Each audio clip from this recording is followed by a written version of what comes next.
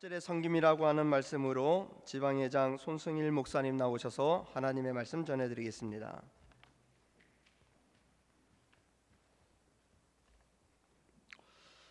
오늘 제66회기 정기지방에 참석하신 목사대의원, 또 장로대의원, 각 연합회 회장들과 발언권 의원, 그리고 이 자리를 빛내주시기 위해서 참석하신 모든 분들을 우리 주님의 이름으로 환영하며 축복합니다.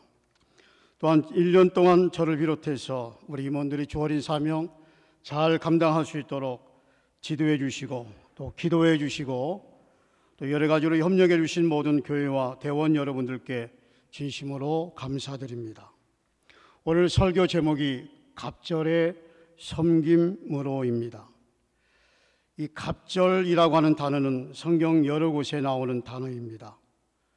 이 갑절이라는 단어가 사용된 말씀 중에 우리가 잘 알고 있는 말씀은 열왕기하 2장에 나옵니다. 곧 엘리야 선지자가 엘리사에게 내가 데려감을 당하기 전에 내게 어떻게 할지를 구하라 라고 했을 때에 엘리사가 당신의 성령이 하시는 역사가 갑절이나 내게 있게 하소서라고 말합니다. 이 갑절은 배라는 말입니다.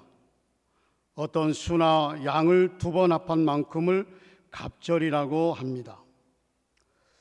그런데 이 갑절이라고 하는 단어에서 이 절이라고 하는 단어에서 점을 하나 빼면 갑질이 됩니다. 갑질. 이 갑질은 국어사전에는 이렇게 풀이하고 있습니다. 갑을 관계에서의 갑의 어떤 행동을 뜻하는 전미사인 질을 붙여 만든 말로 권력의 위에 있는 갑이 권리관계에서 약자인 을에게 하는 부당행위를 통칭하는 개념이 갑질이라고 풀이하고 있습니다. 성경에는 이 갑질이라고 하는 단어가 나오지 않습니다.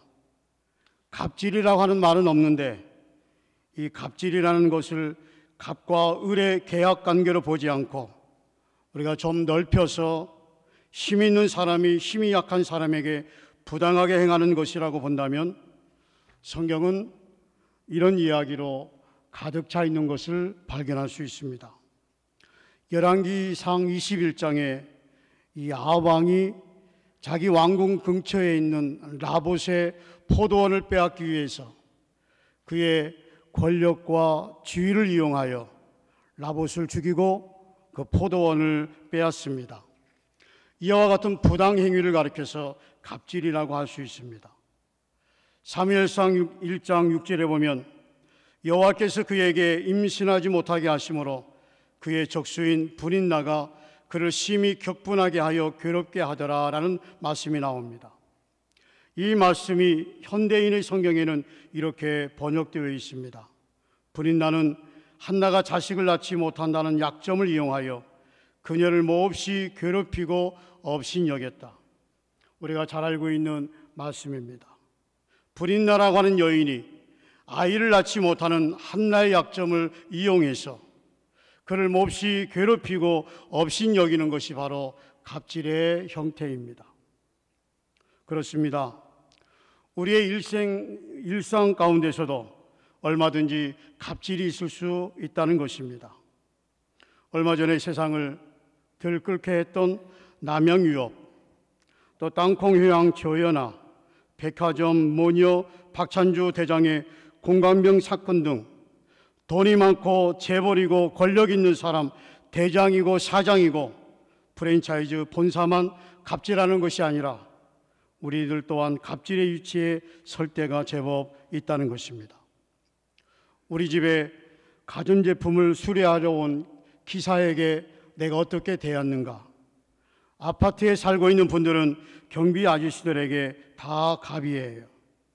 우리가 어떤 가게에서 음식을 먹든지 커피를 마시든지 그 직원들에게는 손님이 갑습니다. 장들은 부원들에게 갑이고요, 회장은 임원들이나 회원들에게 갑입니다.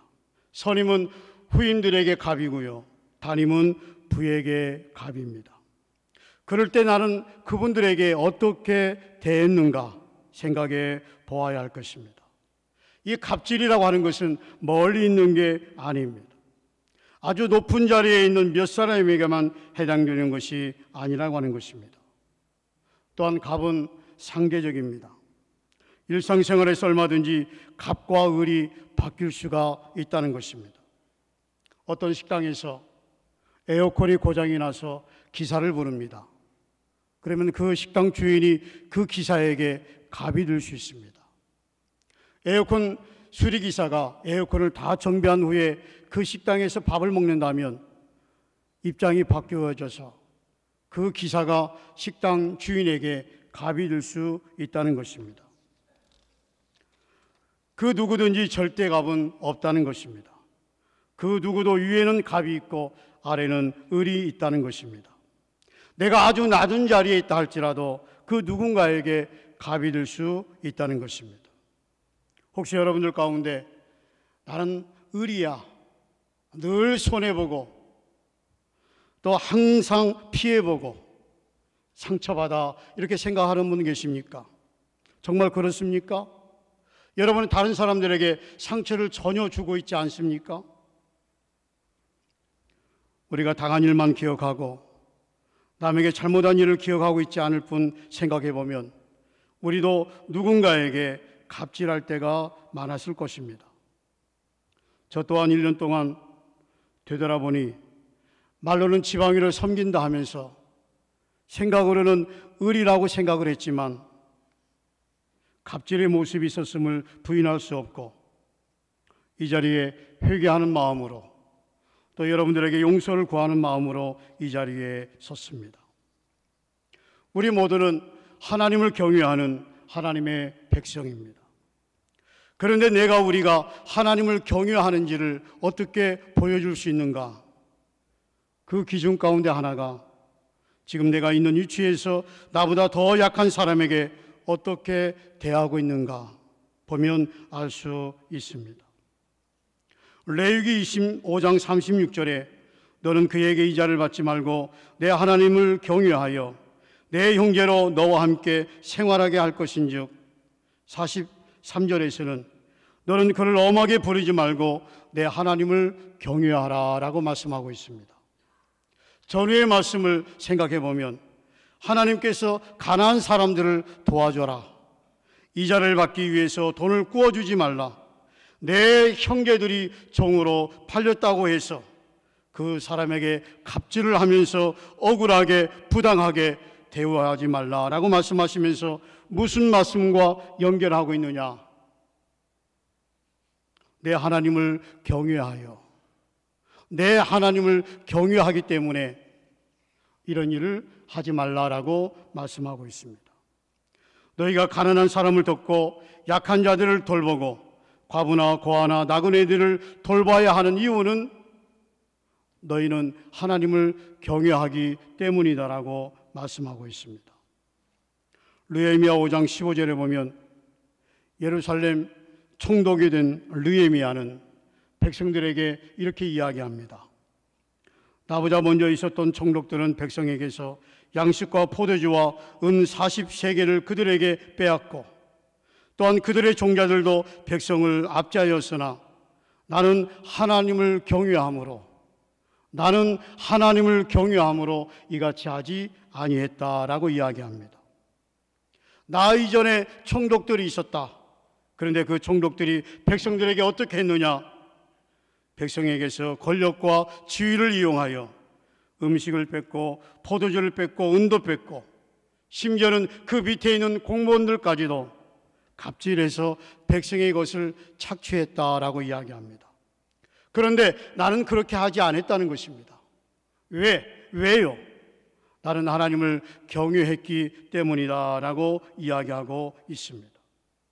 내가 약한 사람들을 돌보고 가난한 자들을 섬기고 고아나 나그네를 섬기는 이유는 하나님을 경외하기 때문이다라고 느헤미야는 말하고 있습니다. 사랑하는 여러분, 하나님을 경외하는 사람은 그 경외함을 약자들을 배려하는 삶의 모습으로 나타나게 됩니다. 내가 정말 하나님을 믿는다면, 하나님을 사랑한다면, 하나님을 경외한다면 어떻게 증명해 보일 수 있겠는가? 물론 여러 가지가 있을 수 있지만 내가 약자들을 어떻게 대하고 있는가를 보면, 또 어떤 사람이 약자들을 어떻게 섬기고 있는가를 보면 그 사람이 하나님을 경유하고 있는 사람인가를 알 수 있다는 것입니다. 그런데 여러분, 생각해 보면 절대 값이 있습니다. 변하지 않는 값이 있습니다. 하나님이십니다. 예수님이십니다. 제가 오늘 본문의 말씀을 세모적 성경으로 다시 한번 읽겠습니다. 여러분 안에 이 마음을 품으십시오. 그것은 곧 그리스도 예수의 마음이기도 합니다. 그는 하나님의 모습을 지니셨으나 하나님과 동등함을 당연하게 생각하지 않으시고 오히려 자기를 비워서 종의 모습을 취하시고 사람과 같이 되셨습니다. 그는 사람의 모양으로 나타나셔서 자기를 낮추시고 죽기까지 복종하셨으니 곧 십자가에 죽기까지 하셨습니다. 예수님에 대한 말씀입니다. 예수님은 하나님과 똑같은 분이셨습니다. 절대 값이었습니다. 그런데 예수님은 하나님과 동등됨을 여기지 아니하시고 그분의 모든 기득권을, 특권을 버리시고 사람의 모양으로 이 세상에 오셨습니다.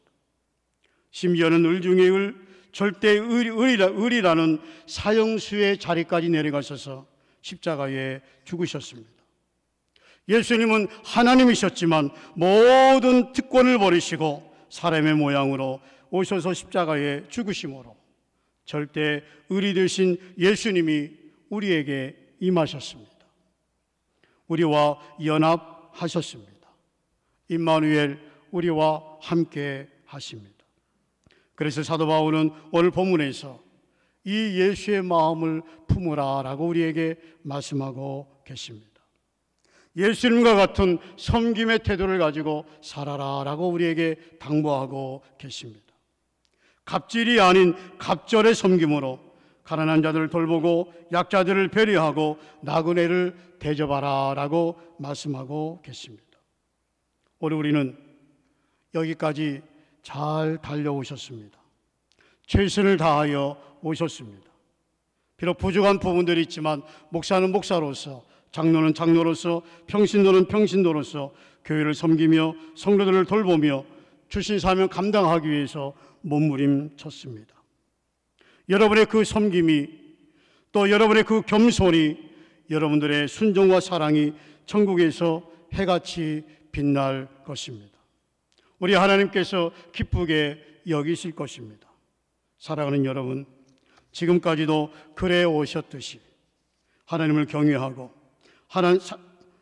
하나님을 사랑하는 하나님의 백성답게 갑질 아닌 갑절의 섬김으로 여러분들에게도 하나님이 주시는 큰 행복한 삶이 넘치시기를 예수님의 이름으로 축복합니다.